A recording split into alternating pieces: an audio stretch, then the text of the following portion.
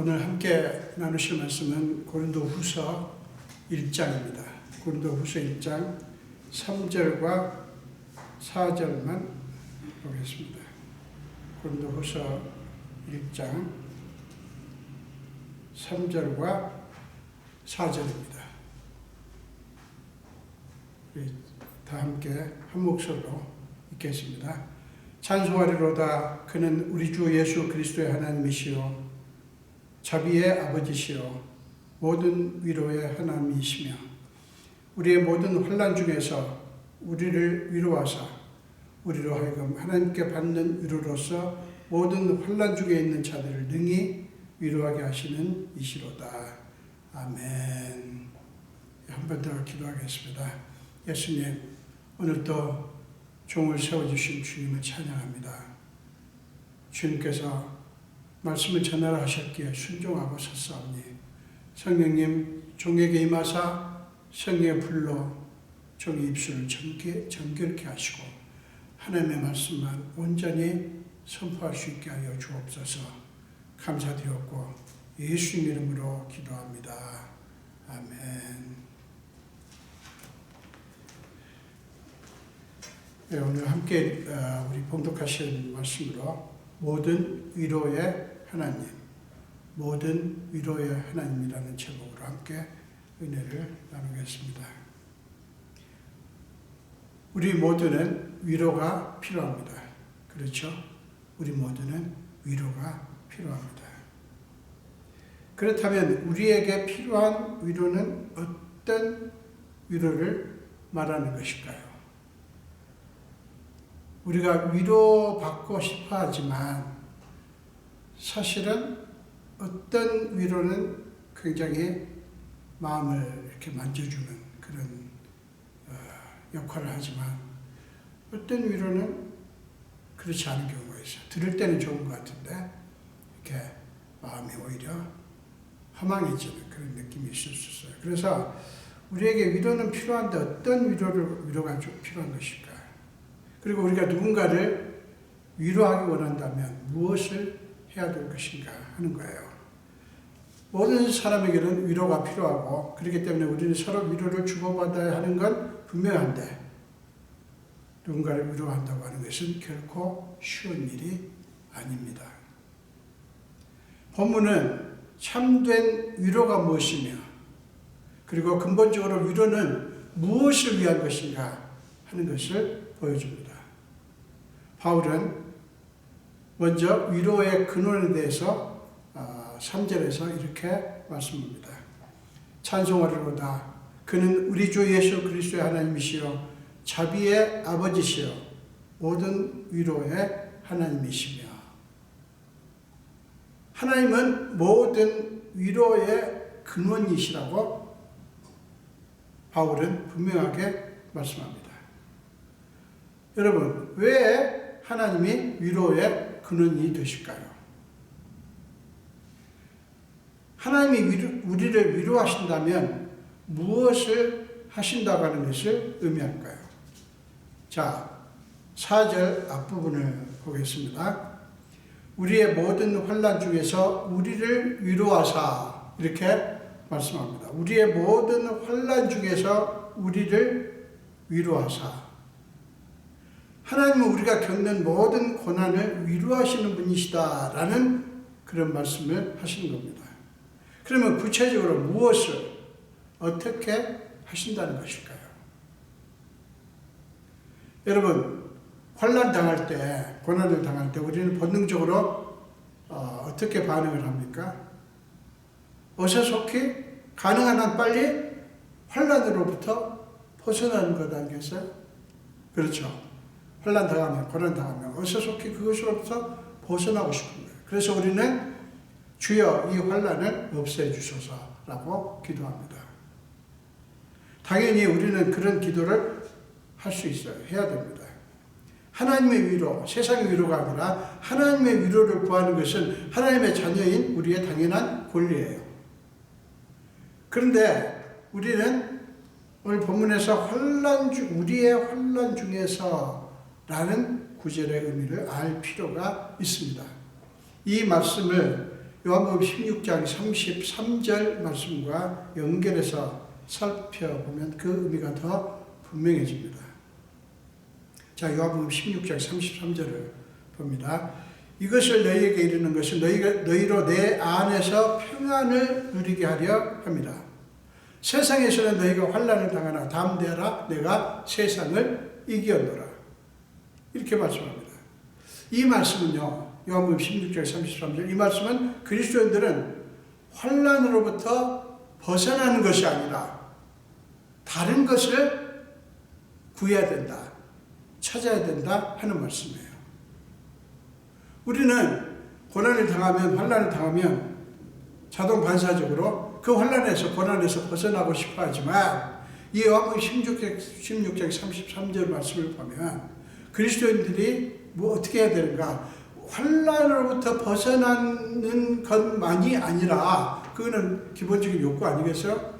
그것만이 아니라 다른 것을 구하고 다른 것을 찾아야 된다 하는 거예요.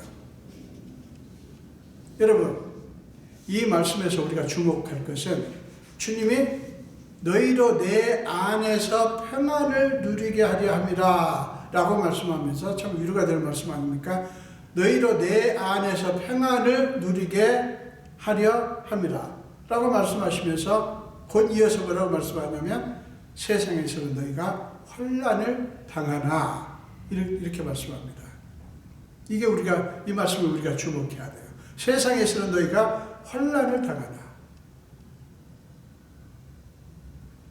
자, 예수님은 그리스도인들이 세상에 사는 동안에는 환난을 당한다, 이 말씀을 하시는 거예요. 너희가 예수를, 나를 잘 믿으면 환난을 당하지 않을 것이다 라고 말씀하지 않아요. 세상에 사는 동안에는 환난을 당한다는 거예요. 그게 이 세상에서 삶의 현실인 거예요. 주님은 그거를 인정하시는 겁니다. 좋다는 게 아니에요. 이 세상에서 삶의 현실이 환난이 있다는 것이죠. 그러니까 예수님이 주시는 위로는 너희가 세상에 사는 동안에 아무런 환난을 당하지 않게 해줄게 라는 말씀이 아닌 거예요. 여러분, 그렇다면 어떤 위로를 말씀하시는 것일까요? 세상에서는 너희가 환난을 당하나 라는 말씀 바로 뒤에 어떤 말씀이 나옵니까? 내가 세상을 이겼노라 라는 말씀이 나옵니다. 여기서 우리는 중요한 단서를 찾을 수 있어요. 주님이 어떤 위로를 말씀하시는가에 대한 중요한 단서를 찾을 수 있어요. 세상에 사는 한 환난을 당하는 것이 인생의 현실이기 때문에 완전한 사람으로 오신 주님도 이 땅에 계시는 동안 인생의 온갖 어려움과 환난을 당하시고 급기야는 십자가에 달리셔서 죽으셨어요. 우리 인생의 현실을 주님이 친히 경험하신 거예요. 자, 히브리서 2장 17절과 18절 말씀은 그것을 이렇게 표현합니다. 그러므로 그가 범사의 형제들과 같이 되시면 사람과 똑같이 되셨다는 얘기죠. 그러므로 그가 범사의 형제들과 같이 되심이 마땅하도다. 이는 하나님의 일에 자비하고 신실한 대제사장이 되어 백성의 죄를 속량하려 하십니다. 그가 시험을 받아 고난을 당하셨은즉 시험 받는 자들을 능히 도우실 수 있느니라. 자, 이 말씀, 그가 시험을 받아 고난을 당하셨은즉 시험 받는 자들을 능히 도우실 수 있느니라. 이 말씀이 오늘 본문하고도 연결이 됩니다. 그리고 히브리서 4장 15절 보세요. 히브리서 4장 15절 말씀은 이렇게 말씀합니다.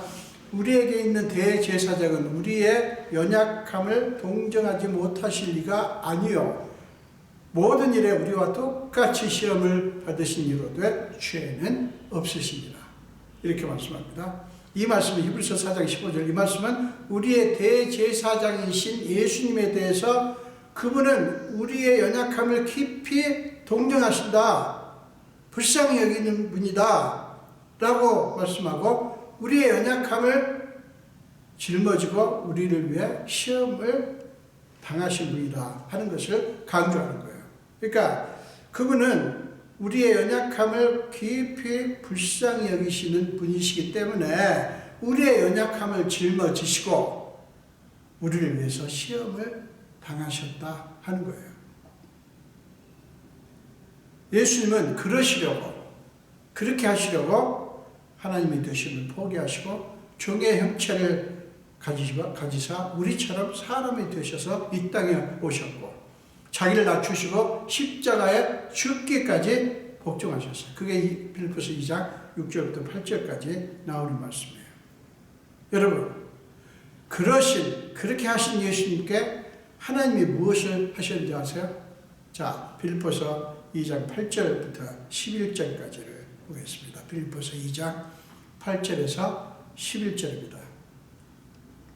이러므로 하나님이 그를 지극히 높여 모든 이름 위에 뛰어난 이름을 주사 하늘에 있는 자들과 땅에 있는 자들과 땅 아래에 있는 자들로 모든 무릎을 예수의 이름에 꿇게 하시고 모든 입으로 예수 그리스도를 주라 시인하여 하나님 아버지께 영광을 돌리게 하셨느니라.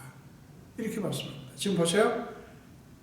지금 하나님께서 예수 그리스도를 모든 이름 위에 뛰어난 이름을 주셨다는 거예요. 그리고 모든 권세자들의 무릎을 예수님 앞에 꿇게 하셨다. 여러분, 이것이 예수님이 내가 세상을 이겼노라라고 말씀하신 말씀의 의미예요. 하늘과 땅과 땅 아래에 있는 모든 존재들이, 그 존재가 뭐가 됐든 모든 존재들이 예수의 이름에 무릎을 꿇고 그분을 주님으로 시인할 수밖에 없게 되었다는 거예요. 하나님은 그렇게 만드셨다는 거예요. 그게 예수님이 세상을 이겼다라는 거예요. 사랑하는 여러분, 우리가 믿는 예수님이 바로 그런 분이셔요. 우리가 사는 날 동안 환난이 있다는 게 인생의 현실이지만 예수님은 환난을 일으키는 근원인 사탄의 세력을 이기셨습니다. 여러분, 주님의 이기심은 그를 믿는 우리도 이길 것을 증명하는 거예요. 주님의 이기심은 그분을 믿는 우리도 이길 것이라고 하는 것을 증명하는 거예요. 그렇기 때문에 우리는 마음을 놓을 수 있습니다. 여러분, 죽음의 권세를 이기시고 부활하심으로 말미암아 사탄의 권세는 여지없이 무너졌습니다. 그러므로 사탄은 우리에게 겁은 주겠지만, 겁은 줄 수 있어요. 겁은 주겠지만 실제로 우리를 망하게 할 수는 없어요. 이것이 예수님 믿음으로 말미암아 보장된 우리의 새로운 현실입니다. 우리의 새로운 현실이에요. 그러므로 예수님만이 우리를 능히 위로하실 수 있는 모든 위로의 근원이 되신 거예요. 그렇기 때문에 우리가 누군가를 진실로 위로하고 싶다면, 원한다면 그 사람을 모든 위로의 근원이신 주님께로 안내하고 인도해야 되는 거예요. 주님을 만나게 해야 되는 거예요. 우리가 정말 누군가를 위로하고 싶다면 인간적인 말도 물론 효과가 있을 수 있지만 인간적인 말만으로는 절대로 온전한 위로가 될 수가 없기 때문이에요. 멋진 위로의 말을 가지고 우리가 위로할 수는 있겠지만 실제로 그렇게 해줄 수 있는 분은 오직 예수님 때문이기 때문이에요. 예수님이시기 때문이에요. 사람이 못해요. 우리는 정말 사랑하는 사람들에게 말로도 위로하고 그리고 실제로 그 위로가 이루어지게 하기를 원하지만 여러분, 우리한테는 그런 능력이 없어요. 오직 예수님이 실제로 위로가 이루어지게 하시는 분이에요. 하나님께로부터 온 위로가 아니면 그것은 허망한 위로입니다. 그렇다고 해서 우리가 말로 위로를 하지 말아야 된다는 게 아니에요. 말의 효과가 얼마나 큽니까? 말이 사람을 살리기도 하고 죽이기도 하고. 우리가 말로 위로를 합시다. 그러나 우리의 말이 아니라 그 말 속에 역사하신 주님이 정말로 진실로 위로가 이루어질 수 있게 만들어줍니다. 자, 에레미야 선지자 시대 때 하나냐 선지자라고 하는 유명한 선지자가 있었습니다. 그 선지자가 유다 백성들에게 그런 위로를 했습니다.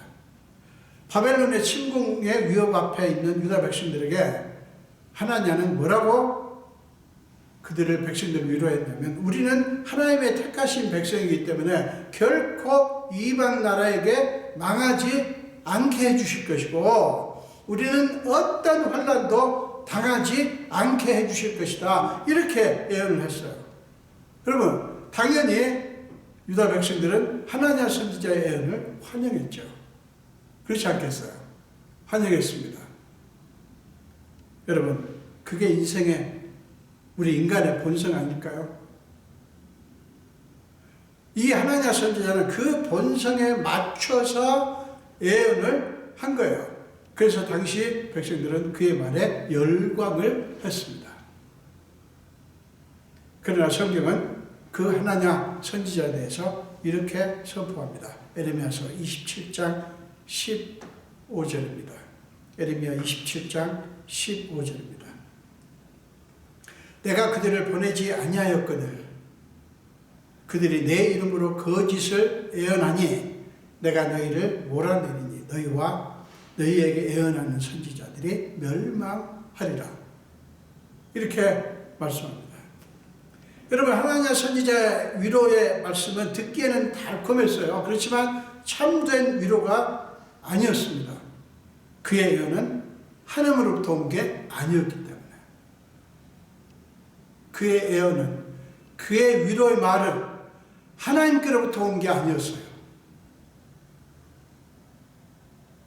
에레미야 선지자는 그에게 이렇게 선포합니다. 에레미야서 28장 15절입니다. 에레미야서 28장 15절에 하나냐여 들으라. 여호와께서 너를 보내지 아니하셨거늘 네가 이 백성에게 거짓을 믿게 하는도다.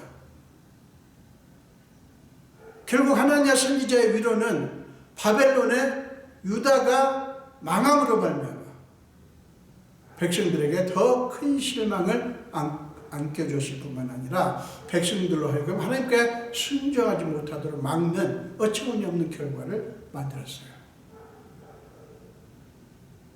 여러분, 하나냐 선지자의 위로가 치명적으로 문제였던 것은 그것이 하나님의 뜻과 하나님의 마음과 아무런 관계가 없는 것이었기 때문이에요. 여러분, 하나님의 뜻과 마음과 관계없는 말들은 영혼을 만져줄 수 없어요. 그런 말들은 아무리 그럴듯해도 실제로 위로를 줄 수 있는 능력이 없습니다. 여러분, 듣기에 좋은 말보다는 실제로 위로의 역사가 일어나야 하는 거 아닙니까? 듣기에 좋은 말보다 실제로 위로의 역사가 일어나는 게 더 좋은 거잖아요. 그렇지 않습니까? 말은 듣기는 좋은데 그런 일이 안 일어나면 무슨 소용이 있어요? 여러분, 그것을 가능하게 하는 힘은 모든 위로에 하나님으로부터 나오는 거예요. 그래서 우리가 하나님의 위로를 구하고 하나님께 기도를 해야 되는 거예요. 우리의 큰 대제사장이신 예수님이 우리를 불쌍히 여기시고 우리의 연약함을 다 아실 뿐만 아니라 실제로 위로를 능히 이루실 수 있기 때문에 모든 위로의 하나님이신 거예요. 그러므로 히브리서 기자는 이렇게 고민합니다. 히브리서 4장 16절 보겠습니다. 히브리서 4장 16절입니다. 그러므로 우리는 긍휼하심을 받고 때를 따라 돕는 은혜를 얻기 위하여 은혜의 보좌 앞에 담대히 나아갈 것이니라. 자, 이것을 쉬운 성경으로 제가 읽겠습니다. 그러므로 하나님의 보좌 앞에 담대하게 나아갑시다. 그곳에는 은혜가 있으며 우리는 때에 따라 우리를 도우시는 자비와 은혜를 받을 수 있습니다. 자, 히브리서 4장 16절을 그렇게 표현을 했습니다. 사랑하는 여러분, 은혜가 있고 용서가 있고 위로가 있고 안아주시는 하나님의 품이 있는 은혜의 보좌 앞에 날마다 나아가는 것이 우리가 신앙생활을 하는 거예요. 이게 굉장히 중요합니다. 어떤 무엇보다도 우리가 세상에 사는 동안 해야 될 어떤 일보다도 은혜의 보좌 앞에 날마다 나아가는 것보다 더 귀한 일은 없어요.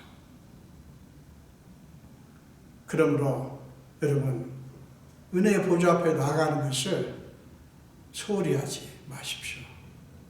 게을리하지 마십시오. 말씀을 통해서든 기도를 통해서든 찬양을 통해서든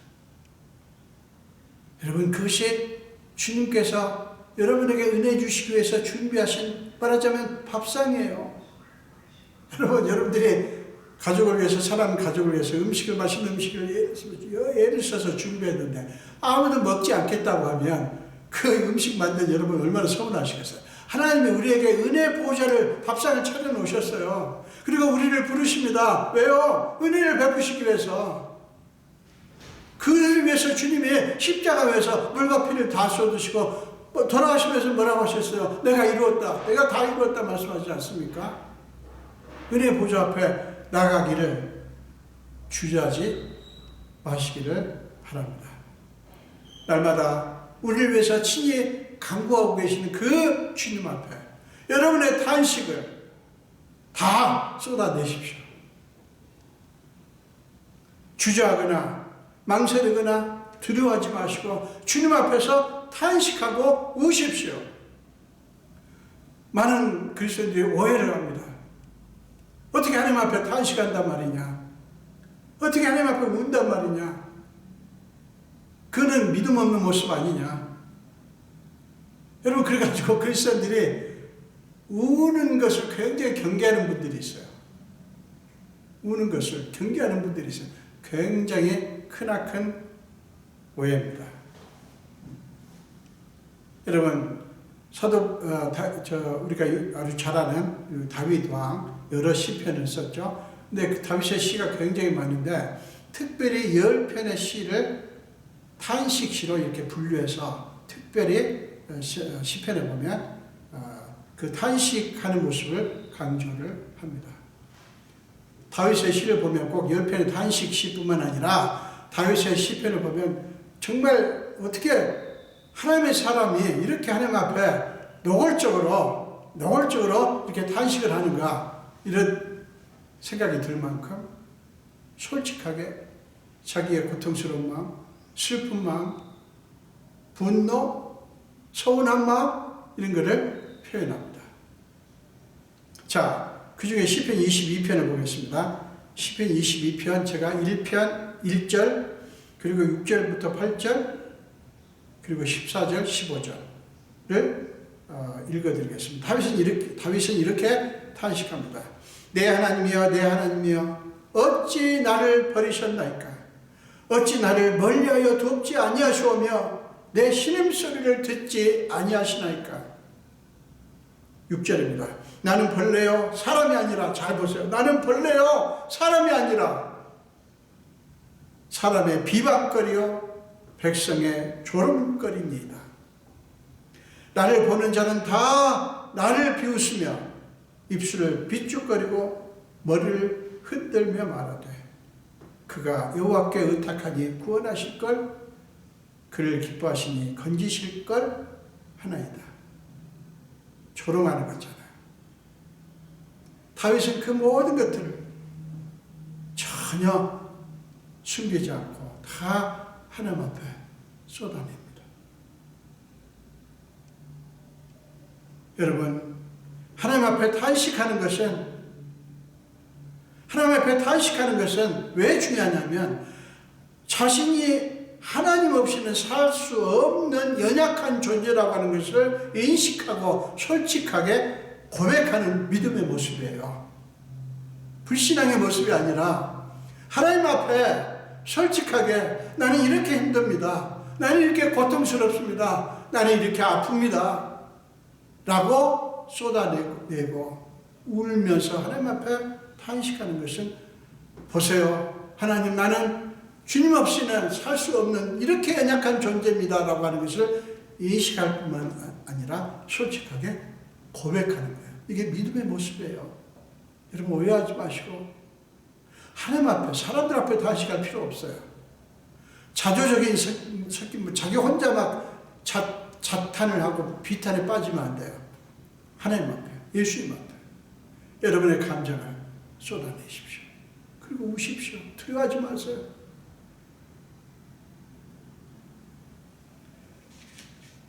사랑하는 여러분, 모든 것을 자기 자신이 다 할 수 있다. 자기 자신을 믿는 사람들이 있죠. 자아가 굉장히 강한 분들이 있습니다. 자기 자신이 다 할 수 있다고 믿는 사람은 절대 하나님 찾지 않습니다. 따라서 부르지도 않죠. 그런 사람은 하나님의 위로를 경험하지 못합니다.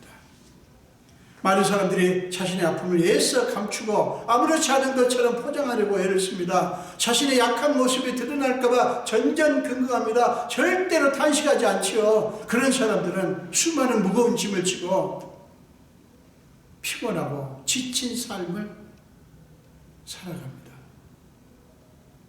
그래서 예수님이 수하고 무거운 짐진 자들아 다 내게로 오라. 내가 너희를 쉬게 하리라고 하신 거예요. 그냥 예수님을 믿기만 하는 게 아니라 예수님 앞에 나아가서 은혜 보좌 앞에 나가서 다 쏟아놓는 거예요. 참 여러분, 절대로 그러지 마십시오. 그렇게 혼자 무거운 짐을 지고 그러지 마십시오.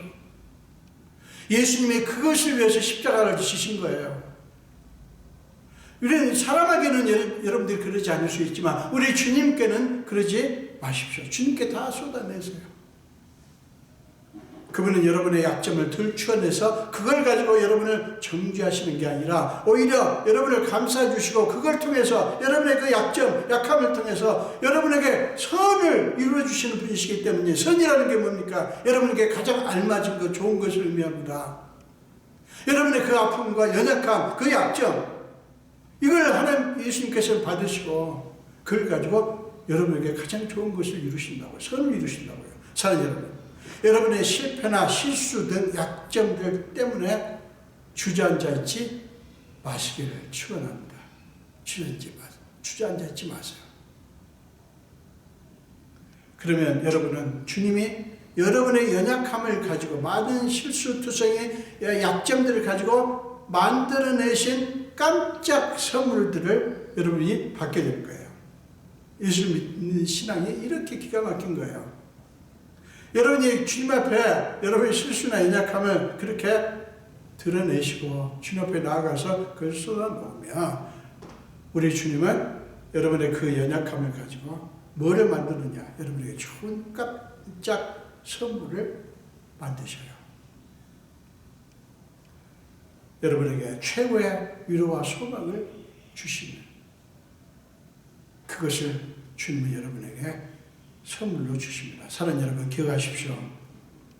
여러분은 약하나 우리 주님은 강하십니다. 여러분은 많은 한계를 가졌으나 주님은 전능하신 분이십니다. 여러분은 한 치 앞도 알 수 없지만 주님은 모든 것을 꿰뚫어 보시고 모든 것을 다 아십니다.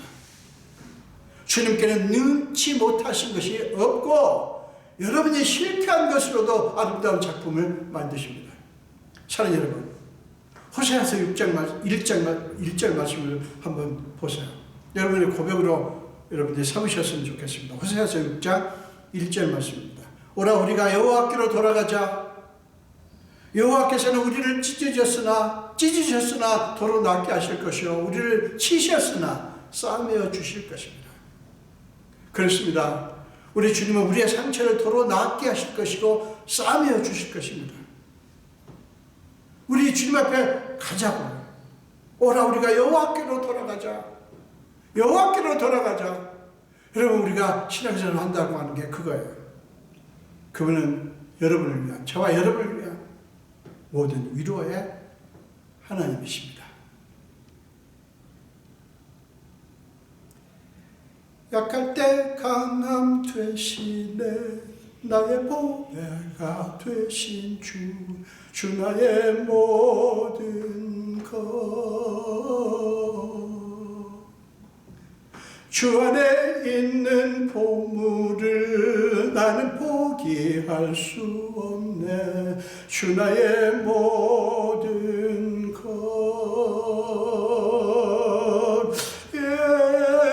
예수 어린 양 존귀한 이름.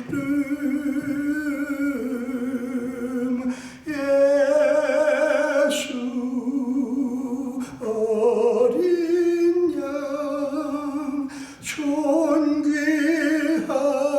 이름. 십자가 죄사하셨네.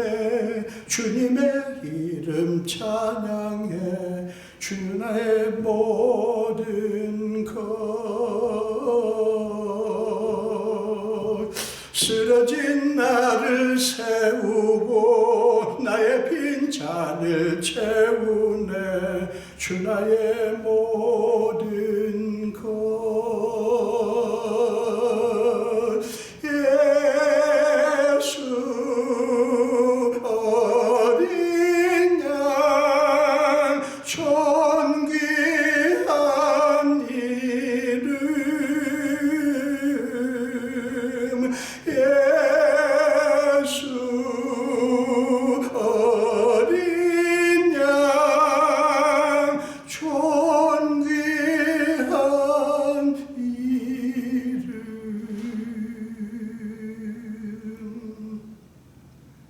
기도하겠습니다. 예수님, 감사합니다. 참으로 주님은 우리의 위로의 근원이심을 믿고 고백합니다. 아버지, 우리는 이 땅에 사는 동안 여러 위로의 시도들을 우리는 보았습니다.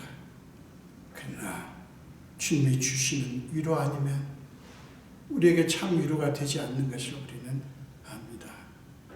주여, 우리를 긍휼히 여기시고 이 땅에서 우리가 환난을 당하고 고난을 당한 일이 있지만, 그러나 우리 위로의 근원 되신 주님 앞에, 은혜의 보좌 앞에 담대히 나가는 믿음의 사람들이 다 되게 하여 주시옵소서. 감사드렸고 예수님 이름으로 기도합니다. 아멘.